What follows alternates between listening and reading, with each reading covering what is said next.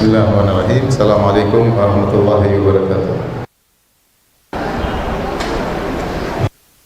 Ihsani wa syukru lahu ala taufiqihi wa amtinani. Asyhadu an la ilaha illallah wahdahu la syarika lahu ta'ziman li sya'ni wa asyhadu anna Muhammadan abduhu wa rasuluhu adda'i ila ridwani wa ala alihi wa ashabihi wa ikhwani.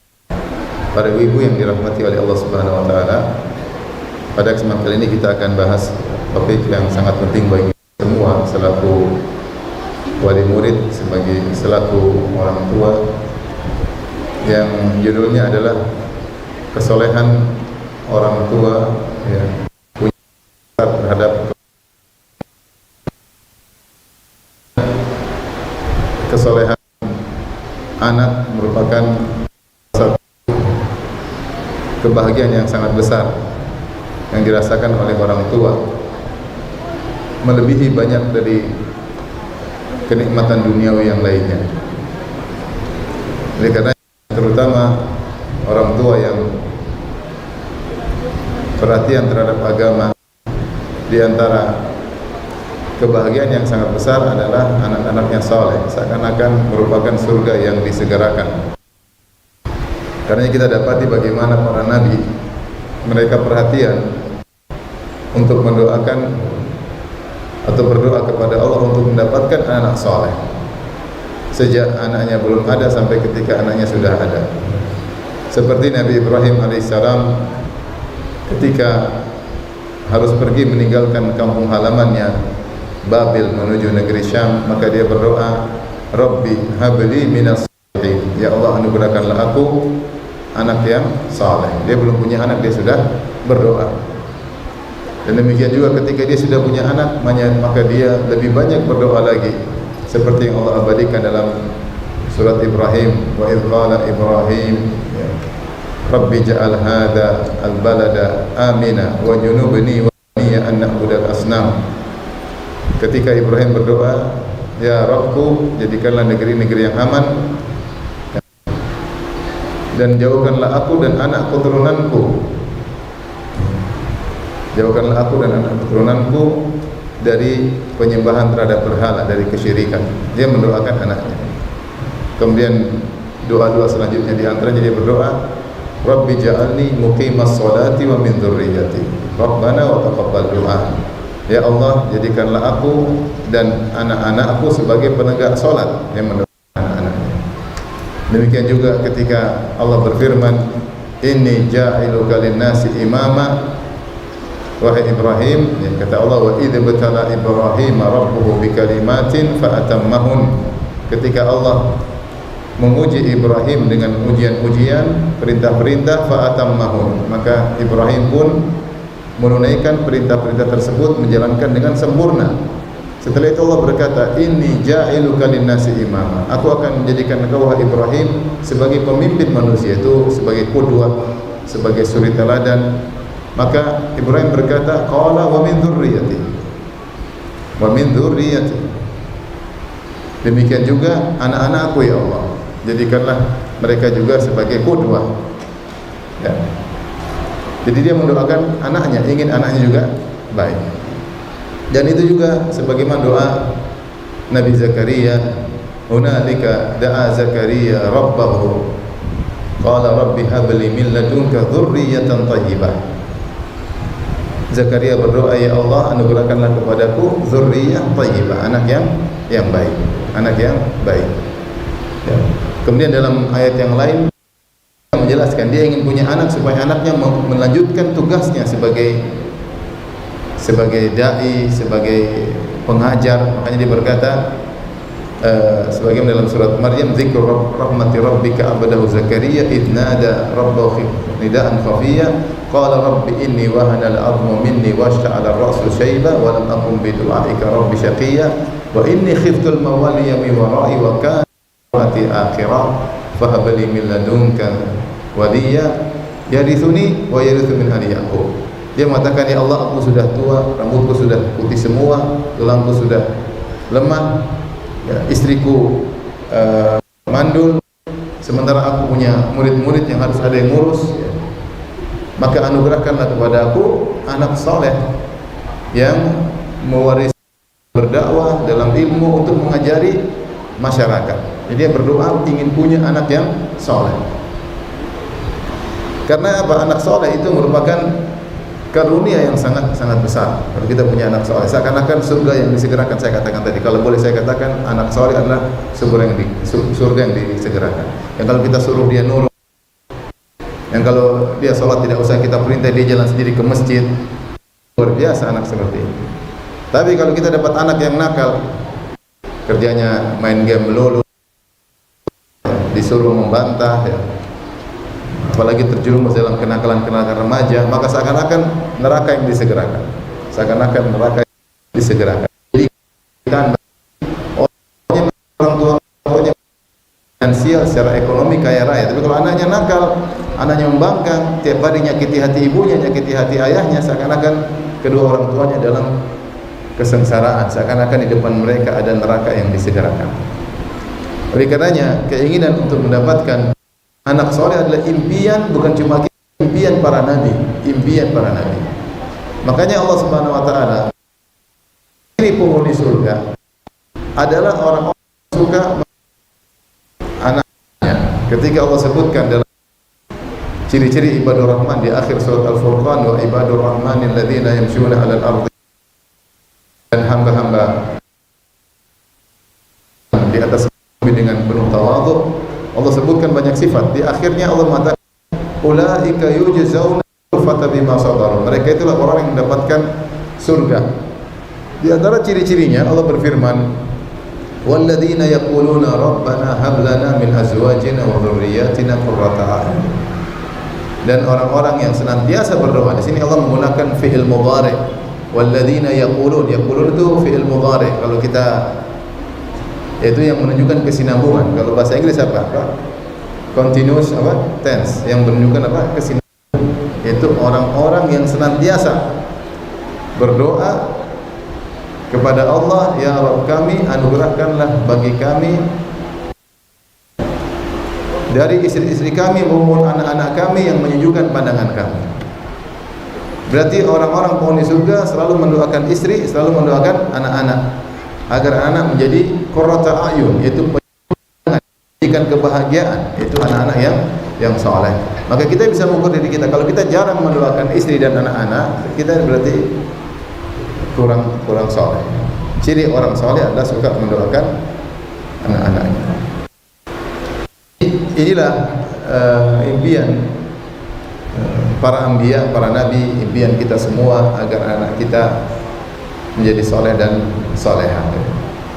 Makanya perhatian syariat terhadap agar punya anak soleh ini luar biasa. Tentu sebab-sebab agar anak-anak soleh banyak. Sebab-sebab agar anak soleh banyak. Namun pada kesempatan kali ini saya ingin menyampaikan satu sebab saja, bahwasanya di antara sebab anak-anak menjadi soleh adalah kedua orang tuanya juga soleh. Kedua orang tuanya juga soleh. Dan hal ini disebutkan dalam Al-Quran maupun dalam hadis-hadis Nabi SAW, bahwasanya kesolehan dua orang tua mempengaruhi kesolehan anak-anak. Hukum asal dengan keadilan Allah Subhanahu wa taala, seharusnya seseorang kalau berbuat maksiat maka untuk dirinya, dan kalau berbuat kebaikan untuk dirinya, tidak terpengaruh kepada orang lain. Ini hukum asalnya. Seperti contohnya terkait dengan dosa. Kalau dia berdosa, tanggung sendiri, nggak akan berefek pada orang lain. Kalau dia berbuat kebajikan, maka untuk dia sendiri, dia tidak mengambil kebajikan orang lain atau tidak berefek pada orang lain. Hukum asal demikian. Dengan keadilan Allah mengatakan misalnya, wala taksibu kullu nafsin illa 'alaiha wala taziratu wizra ukhra. Tidaklah satu jiwa melakukan dosa kecuali kemudaratan akan menimpa dia sendiri. Kata Allah, tidaklah seorang melakukan dosa kecuali kemudaratannya akan menimpa dia sendiri, dan seorang tidak akan menanggung dosa orang lain. Tidak akan menanggung dosa orang lain. Dan ayat seperti ini banyak. Allah mengatakan waziratu wizra ukhra. Dalam surat Al-Isra misalnya, man ihtada fa innama yahtadi li nafsi wa man dhalla fa innama yadhillu 'alaiha wa la taziru waziratu wizra ukhra. Siapa yang dapat hidayah maka untuk dia, siapa yang sesat maka dia sendiri yang sesat. Seorang tidak akan menanggung dosa orang lain. Demikian juga dalam surat Az-Zumar. Nah, Allah juga mengatakan kullu mri'in bima kasaba rahin. Masing-masing orang tergadai dengan amalannya sendiri. Masing-masing orang tergadai dengan amalannya sendiri. Demikian juga kalau dia melakukan amal saleh, asalnya untuk dia sendiri. Kata Allah Subhanahu wa taala dalam surat An-Najm, am lam yunabba bima fi suhufi Musa wa Ibrahim alladhi waffa alla taziru waziratu wizra ukhra wa an laysa lil insani illa ma sa'a wa anna sa'yahu sawfa yura thumma yujzahu al-jazaa al-awfa. Kata Allah Subhanahu wa taala, tidakkah dia telah dikabarkan tentang apa yang terdapat dalam suhuf Ibrahim dan suhuf Musa? Ini aturan baku bukan cuma dalam Al-Qur'an, bahkan dalam ajaran-ajaran agama sebelumnya sudah terdapat dalam lembaran-lembaran kitab suci Ibrahim dan juga lembaran-lembaran kitab suci Nabi Musa alaihissalam.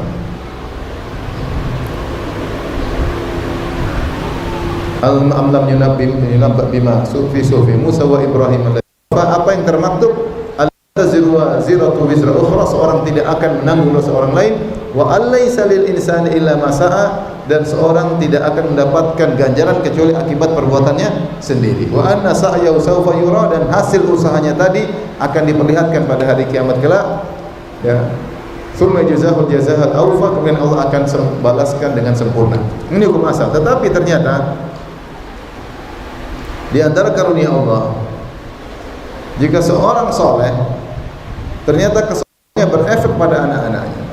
Kesolehannya berefek pada anak-anaknya. Ini yang kenikmatan. Tapi saya khawatir.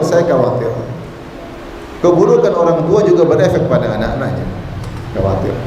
Tapi secara umum, ya, di antara karunia Allah bahwasanya kesolehan orang tua, ya, berefek pada anak-anaknya. Nanti saya sebutkan dalilnya. Meskipun ternyata orang tersebut tidak bertemu anaknya, bahkan berefek pada cucunya, padahal dia tidak cucunya. Tentu di antara sebab anak-anak soleh orang tua ngajar. Ini sebab lain. Kita bicara sebab sekedar soleh saja.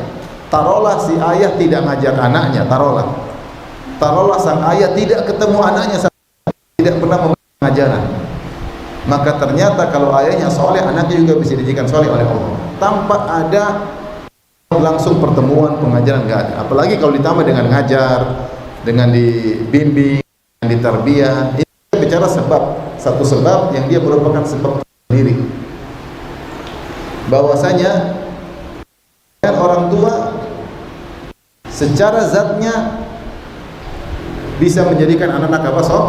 Soleh. Adapun dalil akan hal ini, ya, di antaranya yang sering disebut oleh para ulama adalah tentang kisah Nabi Khadir, ya, ketika dia berjumpa dengan Nabi Musa yang Allah abadikan dalam surat Al-Kahfi, fantalaqa hatta idza ataya ahla qaryatin istat'ama ahlaha fa abaw an yudayyifuhuma fawajada fiha jidaran yuridu an yanqadda fa aqama qala law syi'ta lattakhadta alayhi ajra. Berjalanlah Nabi Musa dan Nabi Khadir ke kampung, kemudian mereka berdua minta untuk dijamu karena mereka punya hak untuk dijamu, hakut dhiyafah, kami tamu minta dijamu. Fa abau ayyudayyifuhum, ternyata seluruh penduduk kampung tersebut tidak mau menjamu Nabi Musa dan Nabi Khadir. Ini penduduk kampung kurang ajar. Ini yang minta dijamu bukan ustaz, nabi. Dua orang nabi. Disebutkan oleh sebagian ahli tafsir, di antara kalau tidak salah Al-Alusi, menunjukkan bahwasanya mereka berdua mengetuk pintu satu-satu orang rumah tersebut minta dijamu. Namun seluruh penghuni kampung tersebut tidak ada yang menjamu Nabi Musa dan Nabi Khadir. Akhirnya mereka pergi. Mereka tidak marah-marah, ya. Ya, itulah terkadang tidak dihormati oleh orang. Ketika mereka keluar, tiba-tiba Fawajada fiha jidaran yuridu an yanqadha. Tiba-tiba mereka lihat ada suatu dinding yang akan rubuh. Dinding dari penduduk kampung tersebut. Fa'aqama, maka dinding ini diluruskan oleh Nabi Khadir. Tidak jadi roboh. Musa heran.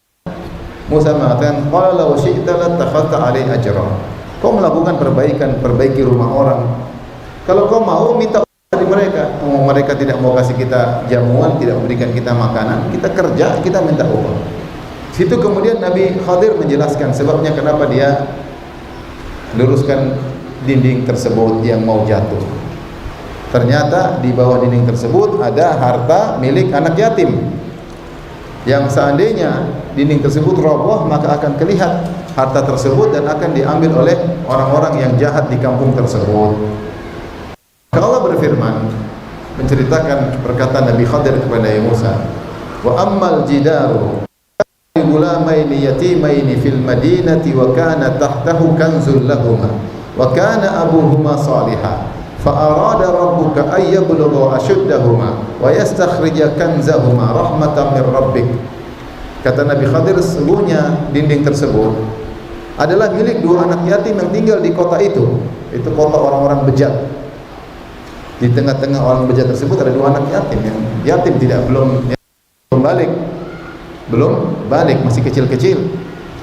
Wa kana tahtahu kanzul lahum, ternyata di bawah dinding tersebut ada harta mereka. Kalau jatuh dindingnya, orang akan ambil, orang jahat itu akan ambil hartanya. Kata Nabi Khadir, fa arada rabbuka wa kana abuhuma salihah. Dan bapak dari dua anak yatim ini adalah bapak yang saleh, tapi sudah enggak ada. Kemudian mereka anak yatim. Jadi bapaknya tidak sempat ngajarin kedua anak ini karena belum meninggal.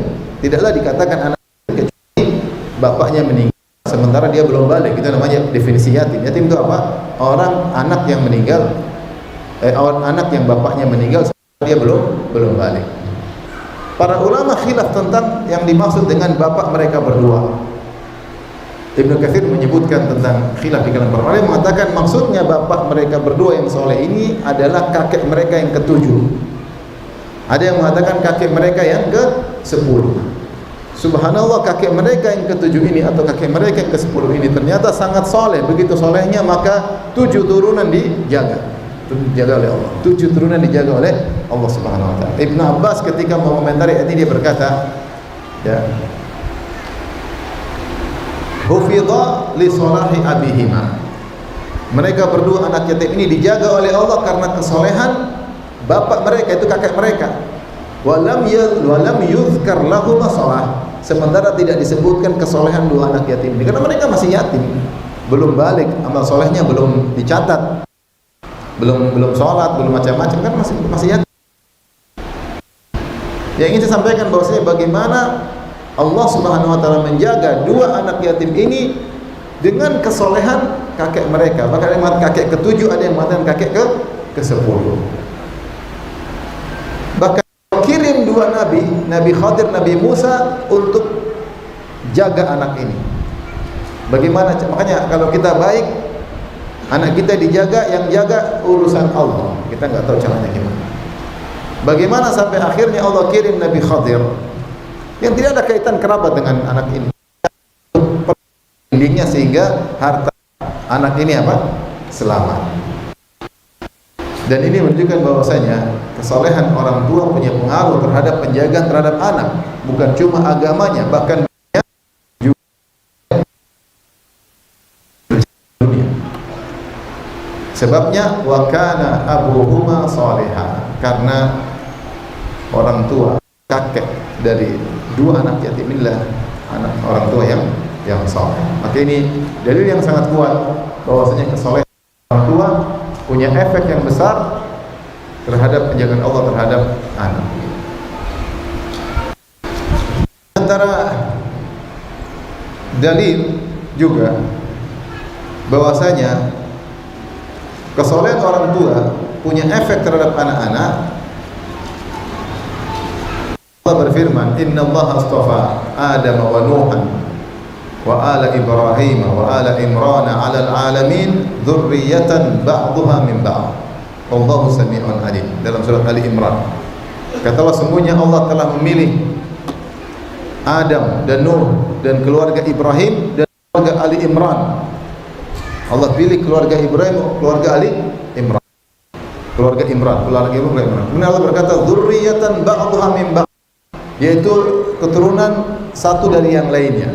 Sebagian ahli tafsir, di antaranya Syekh As-Sa'di, mengatakan yaitu di antara bainahum tanasub wa tasyabuh fil akhlaq wad din, ya, bahwasanya namanya keturunan itu dengan orang tuanya ada kemiripan dalam kesolehan dan akhlak.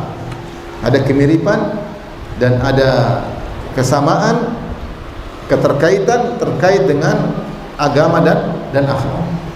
Makanya Allah puji Ali Imran, Allah puji Ali Ibrahim. Ibrahim alaihissalam, lihat bagaimana dari dua istrinya, satu Ishak, satu Ismail. Ishak punya anak Yakub, Yakub punya anak Yusuf. Maksudnya ada keterkaitan, ya. Keluarga yang diberkahi. Ali Imran juga demikian, keluarga yang dekat-dekatnya semua berkah. Makanya dalam surat Ali Imran disebutkan tentang Imran, tentang anaknya Maryam. Maryam punya anak lagi, Isa alaihissalam. Kemudian ada kerabat lagi dengan Zakaria, dengan Yahya. Muter keluarga baik-baik semua. Dzurriyyatan ba'dhuha min ba'd, bahwasanya keturunan ada keterkaitan dengan moyang-moyangnya. Maka ini juga dalil bahwasanya kesolehan orang tua punya pengaruh terhadap kesolehan anak keturunan. Punya pengaruh terhadap kesolehan anak keturunan, ya. Maka jika seorang soleh secara dirinya dia soleh, ya, secara zatnya bisa membantu anaknya soleh, meskipun dia tidak didik. Kalau didik itu sebab yang lain, dia didik, dia arahkan, itu sebabnya. Kita nggak bicara itu, nanti akan kita bicara belakangan. Saya ingin mengatakan, kamu soleh sendiri saja itu sudah bikin anak menjadi soleh. Sebab utama. Ini diantara dalil dari Al-Quranul Karim. Sebagian ulama juga menyebutkan di antara dalil dalam surat An-Nahl, Allah mengatakan, man amila salihan min dzakarin aw untha wa huwa mu'min falanuhyiyannahu hayatan thayyibah. Barang siapa yang beramal saleh, laki-laki maupun perempuan, dan dia dalam kondisi beriman, falanuhyiyannahu hayatan thayyibah, kami akan berikan dia kehidupan yang bahagia. Kata sebagian ulama, kehidupan yang bahagia mengkonsekuensikan soleh juga. Karena enggak namanya, kalau anak tidak soleh susah orang untuk apa? Bahagia. Kecuali ujiannya, itu ujian. Orang-orang beriman dan beramal soleh, dalam kondisi beramal soleh, dalam usia beriman, laki maupun perempuan, ayah atau ibu, falanuhyiyannahu hayatan thayyibah, kami akan berikan dia kehidupan yang bahagia. Dan di antara konsekuensi kehidupan bahagia punya anak yang soleh. Apatah artinya harta yang banyak, popularitas, ketenaran, ternyata anak, semua anak nakal, semua anak narkoba, waliyadzubillah. Jabatan, ketenaran, popularitas, duit, ya, harta benda, raja, presiden, semua percuma kalau ternyata anak amburadul, tidak ada kebahagiaan. Saya sering cerita, saya ketemu dengan orang kafir. Kebetulan saya naik pesawat sama dia ke suatu kota. Ngobrol lah, kita ngobrol. Dia mungkin lihat saya baju ustaz, saya ngobrol perkara duniawi. Saya bilang, Pak, apa yang Bapak dalam hidup ini yang Bapak sesalkan? Entah saya ngomong, intinya sampai ke situ. Dia bilang, yang saya sesalkan sekarang penderitaan yang saya alami. Anak-anak saya biayai mereka semau mereka, mau ke sekolah di mana, saya kasih. Setelah mereka berada, mereka sekarang lupain saya. Di masa tua dia menderita, anaknya nggak pernah telepon, nggak pernah jenguk, nggak pernah. Kenapa? Anaknya nggak soleh, nggak tahu hak orang tua, tidak tahu berbakti kepada orang tua. Makanya banyak orang-orang non-Muslim diberi penderitaan oleh Allah dengan kedurhakan anak-anak. Kedurhakan anak-anak. Bisa lihat kalau ke luar negeri, ke Eropa, dapat di bagian tua, sudah tua-tua, nggak ada anak-anak yang berbakti. Bawa anjing, berdua jalan anjing, bawa anjing. Kasihan, kita lihat, saya lihat kasihan. Sementara kalau kita lihat orang Islam, Masya Allah, didorong sama anaknya, cucunya. Dan non Muslim, anjing. Bener ini, saya nggak main-main. Kesian. Betapa banyak orang tua-tua meninggal di rumah setelah 3 hari baru ketahuan, karena dia sakit pun dia mau telepon anaknya pun mungkin anaknya cuek mungkin, sehingga ya sudah mati begitu saja.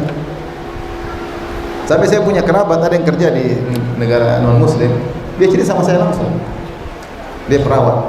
Jadi ada orang non Muslim taruh orang tuanya di dalam kondisi sakit, dia bilang sama kerabat saya, kalau dia mati, bapak saya mati, telepon saya. Subhanallah, ketika itu bapaknya lagi susah, lagi sekarat, lagi susah, kerabat saya telepon, Om, nah ini bapak sekarat. Itu orang marah-marah. Saya bilang, suster jangan telepon saya kecuali sudah mati. Kalau belum mati jangan telepon. Ini demi Allah kenyataan. Mau saya lihat, kita kemarin sempat tersebar di medsos beberapa kali, saya tahu 3 kasus cerita ya, kejadian 3 kasus saya sempat lewat, saya baca bagaimana seorang tua menyesal anaknya disekolahkan luar negeri jadi orang berhasil, lupa sama orang tua. Sampai sebagian tulis surat tentang bagaimana penyesalan ya, menyekolahkan anaknya luar negeri tapi tidak tahu berbakti kepada orang tua. Maksud saya, kalau anak itu tidak soleh, itu penderitaan orang tua, penderitaan bagi orang tua. Kalau kita sudah tua, anak kita nggak soleh, menderita. Apalagi kalau kita sudah tua, terpuruk, susah. Ini yang kita orang tua kaya saja, anaknya durhaka, dia menderita. Padahal dia kaya raya, mau beli apa aja bisa. Itu pun dia merasa menderita. Karena anak yang tidak berbakti ke penderitaan. Bagaimana kalau orang tuanya udah miskin, terus anaknya cuekin, dia mau minta-minta malu, penderitaan luar biasa. Makanya sebagian ulama ketika menafsirkan firman Allah, man amila salihan min dzakarin aw untha wa huwa mu'min faluhyihim hayatan thayyibah. Siapa yang beramal soleh, laki-laki maupun perempuan, dalam kondisi beriman, kami akan berikan dia kehidupan yang nyaman. Konsekuensinya kehidupan bahagia adalah memiliki keturunan yang soleh dan soleha. Syaratnya beriman dan beramal soleh. Syaratnya beriman dan beramal soleh. Ini semua dalil, saya sebutkan 3 ayat, menunjukkan bahwasanya kesolehan orang tua secara zatnya punya pengaruh terhadap kesolehan anak-anak. Adapun dari Al-Qur'anul Karim, dari hadis Nabi sallallahu alaihi wasallam, para ulama berdalil dengan sabda Nabi sallallahu alaihi wasallam, wasiat Nabi kepada Ibnu Abbas radhiyallahu taala anhuma. Nabi berkata, ihfadillaha yahfadka. Jagalah Allah, maka niscaya Allah akan menjagamu. Jagalah Allah maksudnya yaitu jagalah perintah-perintah Allah kau kerjakan, dan jagalah larangan-larangan Allah, jangan sampai kau langgar.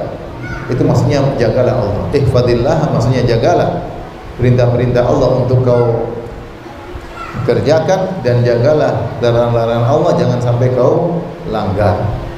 Niscaya apa balasannya? Yahfadka, Allah akan jaga engkau.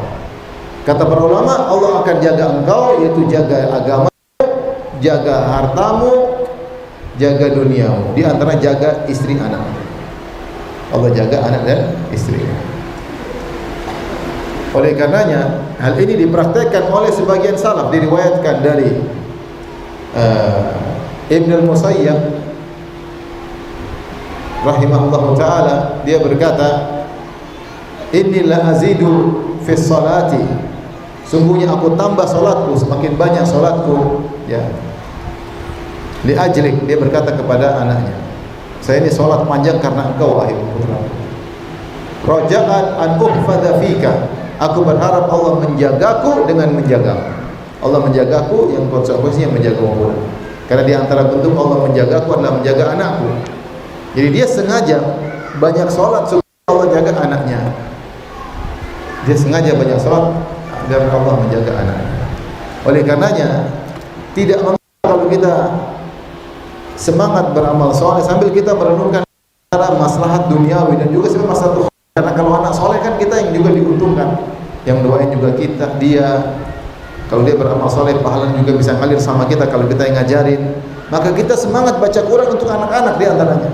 semoga dengan saya baca Quran ini, hari ini saya baca Quran 1 juz, setengah juz, hari ini saya bangun malam, hari ini saya bersedekah, semoga Allah menjaga saya dan juga menjaga apa? Anak-anak. Sebaliknya ketika seorang akan bermaksiat, dia pikir juga jangan sampai Allah tidak jaga saya, Allah tidak jaga anak-anak saya. Ketika seorang ibu-ibu menonton film Korea, tunggu dulu. Jangan sampai saya nonton film Korea nanti dampak pada anak-anak. Benar atau tidak ibu-ibu? Siapa yang suka nonton film Korea? Angkat tangan.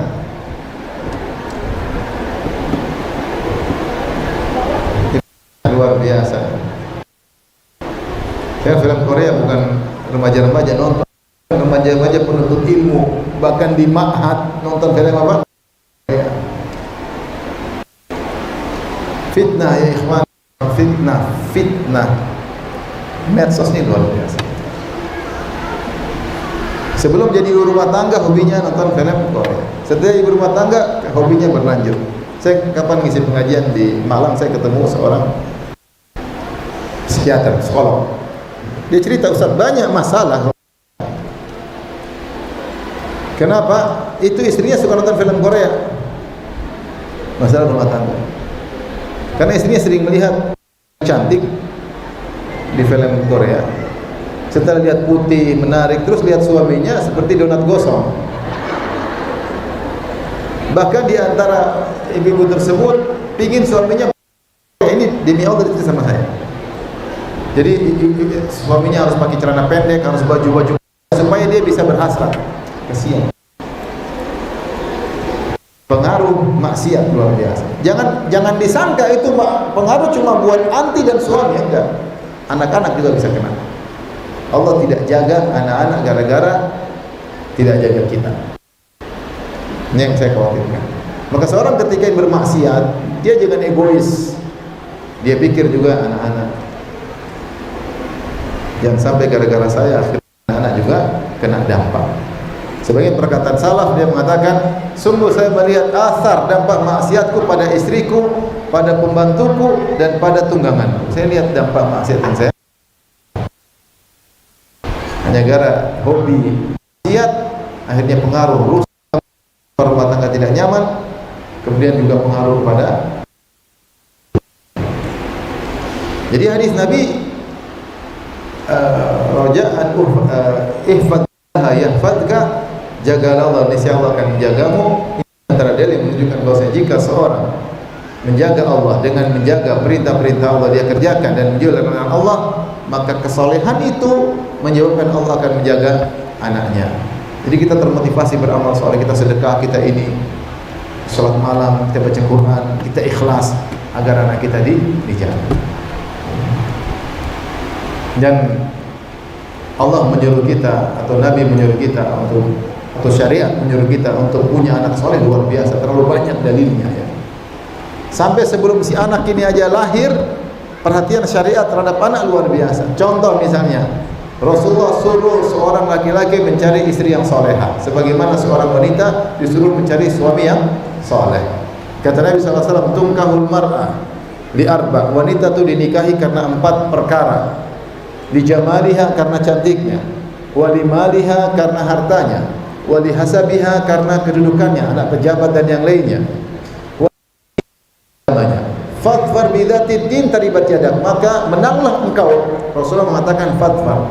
Fatfar seakan-akan menang. Menanglah engkau dengan dapat wanita yang karena agamanya, jika tidak kau akan merugi.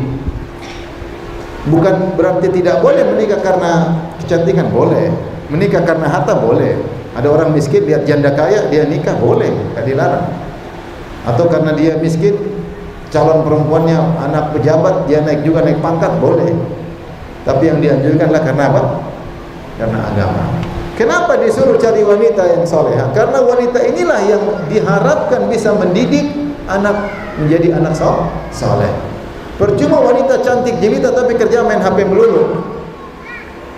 Punya grup WhatsApp 30. Grup kecantikan, grup senam, grup diet, grup, tapi dia tetap gemuk. Itu Itu grup buat apa? Sibuk ting tang, anaknya kasihan nggak diurus. Gimana?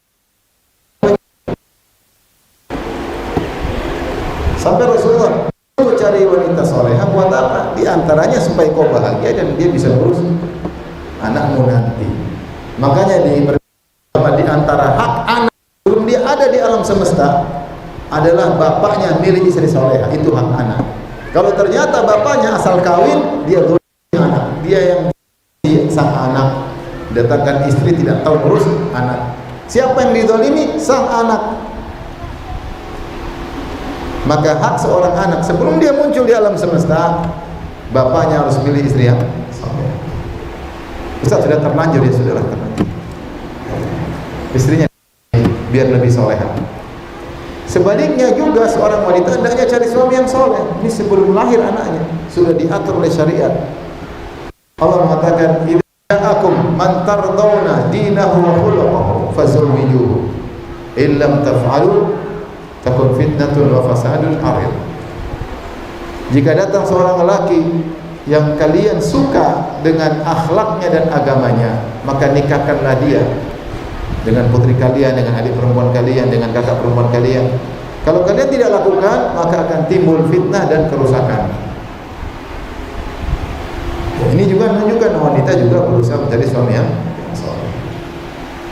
Kemudian juga Rasulullah mengajarkan, jika seorang lelaki hendak berhubungan dengan istri, ini proses pembuatan anak ini. Sebab proses pembuatan anak, Allah menyuruh kita untuk berniat baik. Allah mengatakan dalam surat Al-Baqarah, "Nisa'ukum harthul lakum fa'tu harthakum anna syi'tum wa qaddimu li anfusikum wattaqullaha wa'lamu annakum mulaqu." Istri-istri kalian adalah sawah ladang bagi kalian, maka datangilah sawah tersebut, sirami sawah ladang tersebut. Jangan dibiarin kering, enggak pernah disirami, datangi. Tetapi Allah berkata setelah itu, "Anna syi'tum," yaitu kapan saja kau datangi, caranya bagaimana terserah. Setelah itu Allah berfirman, "Wa qaddimu li anfusikum," maka persembahkanlah ke amal soleh pahala bagi kalian. Taib, para ahli tafsir membahas bagaimana cara mempersembahkan pahala buat kita ketika berhubungan dengan istri. Kata mereka, dengan niat yang benar ketika berhubungan dengan istri. Di antara niat yang benar adalah agar kita menjaga kemaluan kita, agar kita menundukkan pandangan kita, agar kita menjaga kemaluan istri, agar kita menundukkan pandangan istri. Di antaranya agar punya anak soleh, agar punya anak soleh. Jadi ketika berhubungan tidak asal berhubungan, diniatkan punya anak soleh. Sampai Umar bin Khattab berkata, "Aku tidak berhasrat pada seorang wanita, tapi aku datangi. Tetap aku datangi." Di antaranya supaya punya anak soleh. Rasulullah mengajarkan juga, berhubungan dengan seorang istri, maka berdoa, maka berdoa. Bismillah, Allahumma janibna syaitan wa janibi syaitana ma razaqtana. Ya Allah, bismillah, jauhkanlah aku dan istriku dari syaitan, dan jauhkanlah anak kami, kalau kau rezekikan anak bagi kami dalam hubungan ini, dari gangguan apa? Syaitan. Ibu hafal enggak doa itu? Coba, hafal enggak? Enggak pernah baca berarti.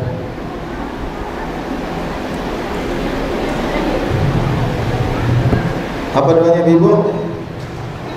Allahumma Rabbana laka sumtu.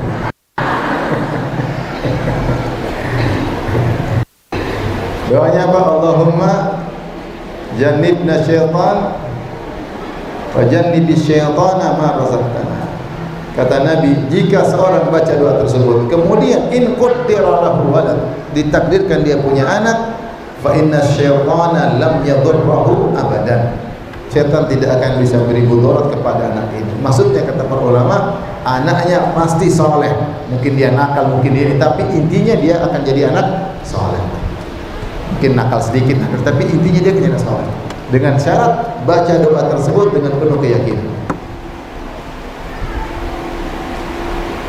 Saya ketemu kawan, anaknya banyak. Ya, kalau mau didik satu-satu nggak cukup waktu, anak banyak. Istrinya 4, anaknya banyak. Gimana cara didiknya? Kita yang penting bertakwa, baca doa, baca Quran, didik sedikit-sedikit, nanti Allah yang sempurnain. Yaitu berusaha untuk jadi orang soleh supaya anaknya dididik. Mengurus anak banyak susah.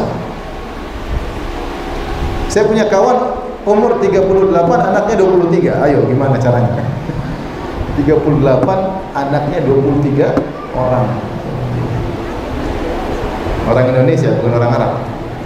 Tapi maksud saya, ketika kita berusaha untuk soleh, maka kesolehan itu sendiri punya efek kepada anak-anak. Maka sebelum anak itu lahir di alam semesta, syariat sudah menyuruh kita untuk perhatian dalam memilih pasangan, ketika berhubungan, apalagi dalam mendidik. Makanya di antara hal yang menakjubkan, ibu-ibu tahu Al-Imam Al-Bukhari rahimahullahu ta'ala. Al-Imam Al-Bukhari rahimahullahu ta'ala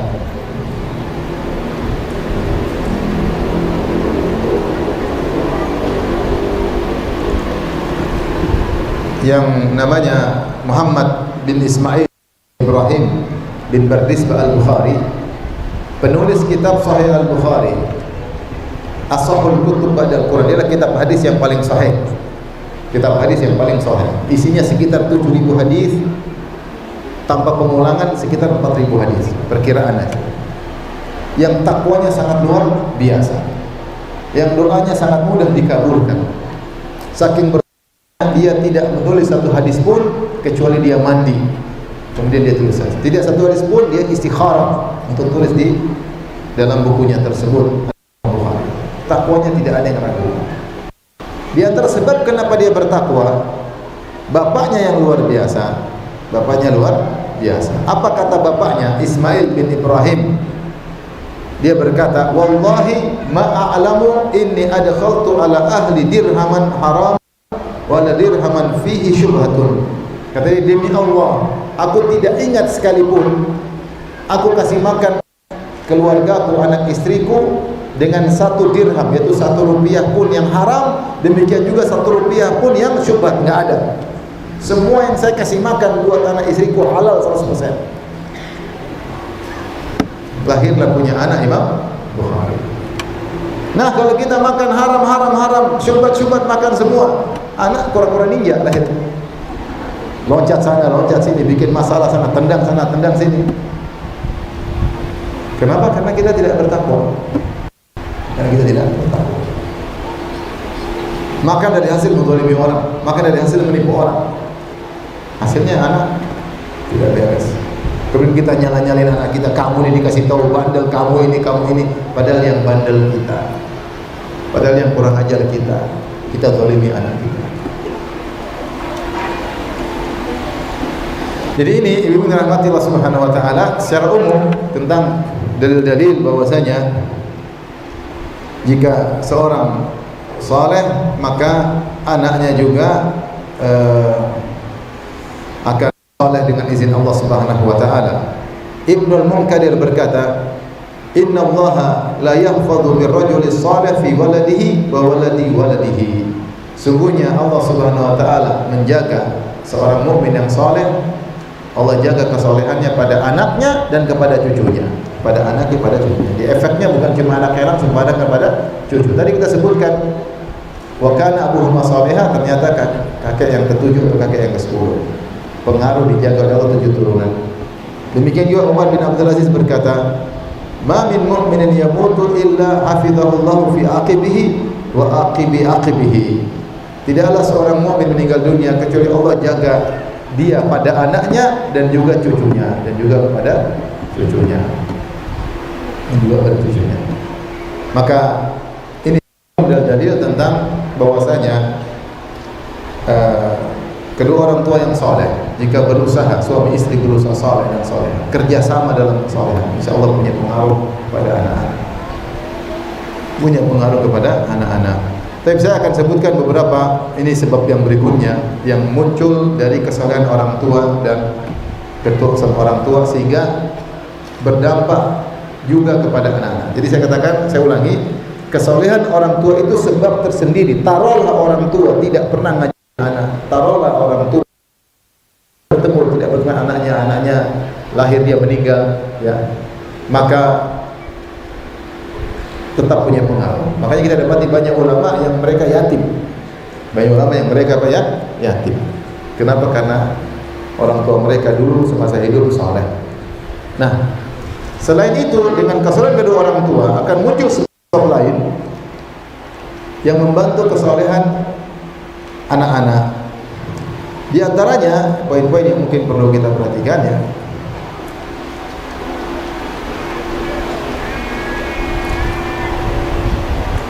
Maka orang tua yang soleh dan soleha akan selalu mengawasi anak-anaknya. Kapan anaknya terlihat mulai ada pelanggaran, maka mereka tegur dengan cara yang halus. Karena tidak ada yang maksum. Kita orang tua tidak maksum, kita juga bisa melakukan kesalahan, anak-anak pun demikian. Konsekuensi ayah dan ibu yang soleh tidak akan biarkan anaknya nakal dulu. Dia akan datang, dia akan panggil anaknya, dia peluk anaknya, dia nasihati. Karena mereka berdua peduli dengan anaknya. Tapi kalau orang tua tidak soleh soleha, yang pikir mereka duniawi, anaknya nakal lah biasa, anak-anak juga nakal, teman-teman juga nakal lah, anak muda, Gen Z, Gen X, Gen Aluminium, Gen Milenial, macam-macam, biarin aja. Jadi anggap biasa. Bagi kita orang tua yang soleh dan soleha ini tidak biasa, ini tidak bisa. Panggil dia, nasihati. Ini contoh pengaruh bahwasanya efek orang tua dengan kesolehannya mendidik anak-anak. Kemudian juga orang tua yang soleh dan soleha. Kalau ingin mendidik anak yang soleh, maka dia akan menyiapkan sebab-sebab kesolehan dalam rumah. Dia menyiapkan sebab kesolehan dalam rumah sehingga anaknya berada dalam lingkungan yang soleh, dalam bi'ah soleha. Contohnya di rumah sering dia baca Quran, di rumah dia sering sholat malam, di rumah dia sering sholat sunnah. Anaknya lihat di rumah dia puasa sunnah. Abi ngapain nggak makan? Abi lagi puasa. Masya Allah. Abi puasa apa? Puasa kafarat, tapi enggak, ini puasa sunnah. Jadi anaknya lihat. Abi puasa apa? Puasa melanggar sumpah? Enggak. Ini puasa apa? Puasa sunnah. Anaknya lihat. Bayangkan seorang dari masjid bapaknya kemudian pulang sholat sunnah ba'diyah. Anaknya lihat, Abi ngapain? Sholat ba'diyah. Bayangkan anaknya pulang sekolah dari pondok atau dari sekolah, tahu bapaknya sedang baca Al-Quran atau sedang buka kitab, sedang belajar. Kira-kira pengaruh nggak sama anak? Punya, pasti. Bayangkan anaknya malam-malam terjaga, bangun tidur, abinya lagi sholat. Atau lagi bangun, abinya lagi nangis berdoa. Punya pengaruh nggak? Sangat punya. Bayangkan pulang sekolah, lihat ibunya lagi belajar tahsin. Qaf, sad, babi, buban. Masya Allah, lihat anaknya. Masya Allah. Pengaruh, pasti punya pengaruh. Bayangkan dia pulang ke rumah, lihat ibunya berbakti sama bapaknya, melayani bapaknya, menyiapkan makanan, menyiapkan minuman. Saya ketemu kemarin kawan saya, ini demi Allah dia sama saya. Saya menikah dengan seorang wanita, dia kalau tidak salah, saya lupa apa 10, 9 kakak beradik. Itu keluarga semua sifatnya sama dari sebelum ngaji. Tidak suka gibah, tidak suka namimah, berbakti sama suami. Diajarin sama ibunya seperti itu. Sejak sebelum ngaji kalau ada orang cerita, ibu itu begini. Istri saya dan kakak adiknya kalau diceritain gitu cuma oh gitu aja. Cuma oh gitu aja. Tidak, oh masa sih? Yang sebelah mana? Satu keturunan begitu. Dzurriyyatan ba'dhuha min ba'd. Melayani suaminya, semua dilayani, ini diambilin karena orang tuanya ngajarin. Satu keluarga seperti itu. Nah kalau anak kita pulang lihat ibunya ngelayani bapaknya, lembut sama bapaknya, punya pengaruh nggak sama? Coba kita kebalikan. Anak pulang ke rumah, bapaknya lagi main game. Pulang ke rumah, bapaknya lagi nonton film box office. Bangun malam, bapaknya lagi gol. Bapak bangun malam ternyata bukan sholat malam, lagi nonton apa? Bola.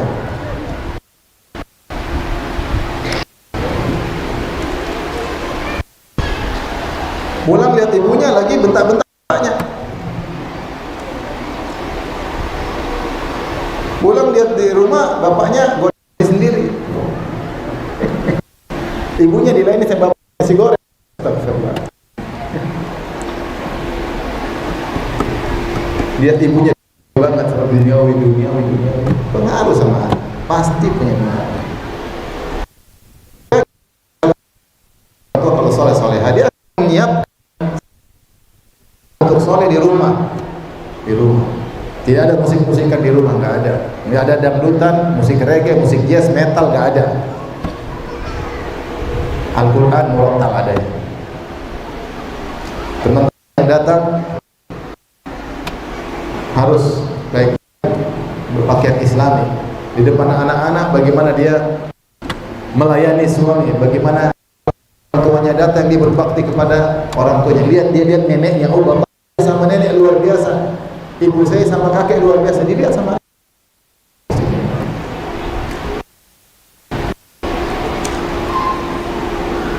baik. Orang soleh dan soleha pasti memilihkan teman buat tidak sembarang. Dia akan tegur, nah ini nggak pantas main sama kamu, anaknya begini-begini, kamu nggak boleh. Kita ini keluarga baik-baik, jangan main seperti anak. Saya pernah ada anak-anak main ke rumah, anak teman, temannya anak. Main-main, saya biarin, tahu-tahu saya terdengar dia bilang anjing. Siapa itu? Teman anak. Saya lupa, saya suruh pulang atau saya bilang jangan main lagi sama ini. Tidak boleh lagi masuk ke rumah saya. Karena punya pengaruh nanti kepada anak-anak. Anak-anak ini ngomongnya kotor. Jangan, saya merusak anak saya gara-gara anak tetangga, anak teman, enggak. Yang bilang anjing, oh nggak bisa lagi masuk ke rumah saya, nggak boleh. Saya harus jaga anak-anak. Karena kalau ngobrol sama anak-anak, kalau semuanya kotor, kebun binatang disebut, hewan disebut.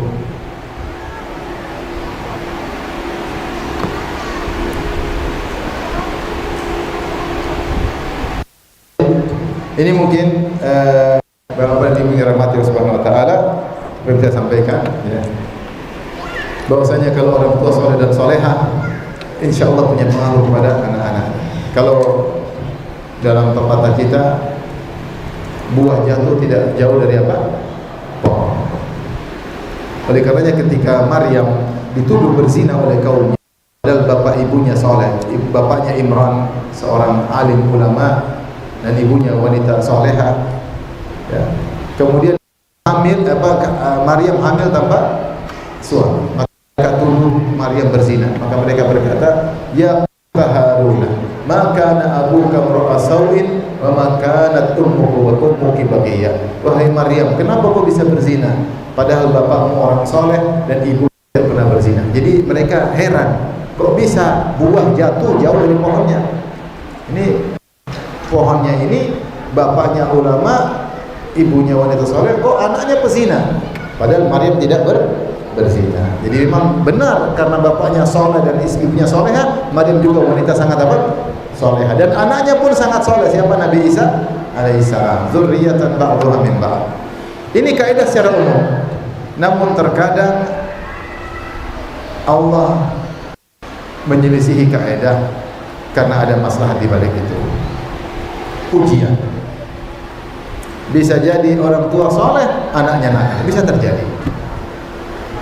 Dia punya anak sekian, satu nakalnya luar biasa. Contohnya Nabi Nuh alaihissalam. Ujian bagi Nabi Nuh. Kata para ulama, buat apa?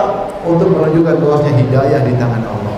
Meskipun seorang sudah berusaha, tapi kalau menghendaki dia nakal, dia kafir, hidayah di tangan Allah Subhanahu wa taala.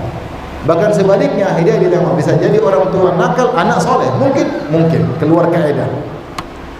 Keluar dari kaidah yang berlaku. Contohnya Ibrahim, bapaknya Azar kafir, anaknya solehnya luar biasa. Tetapi secara umum kaidah berlaku. Sama seperti firman Allah Subhanahu wa taala, al-khabithatu wal khabithat wat thayyibatu lit thayyibin wat thayyibuna lit thayyibat. Wanita buruk-buruk untuk laki buruk-buruk, laki buruk-buruk untuk wanita buruk-buruk, wanita baik-baik untuk laki-laki baik, laki baik-baik untuk perempuan baik. Ini kaidah umum. Terkadang keluar. Ternyata Asia punya suami siapa? Fir'aun. Ternyata Nabi Nuh punya istri kafirah, Nabi Lut punya istri kafirah. Ini keluar kaidah ujian namanya, ujian kehidupan. Tapi secara umum kita berusaha, kalau kita soleh dan soleha, tidak ada kata terlambat, insya Allah berdampak pada anak-anak. Kalau anak nakal, coba kita istighfar banyak-banyak. Anak-anak nakal nih, kok nakal? Coba kita perbaiki dulu. Puasa sunnah, sholat malam, jaga mulut, tidak gibah, kurangi duniawi pikiran selalu akhirat, sambil berdoa. Mudah-mudahan anak bisa berubah. Demikian saja. Wallahu ta'ala alam bisawab. Apa yang bisa sampaikan. Kalau ada yang bertanya, saya persilahkan.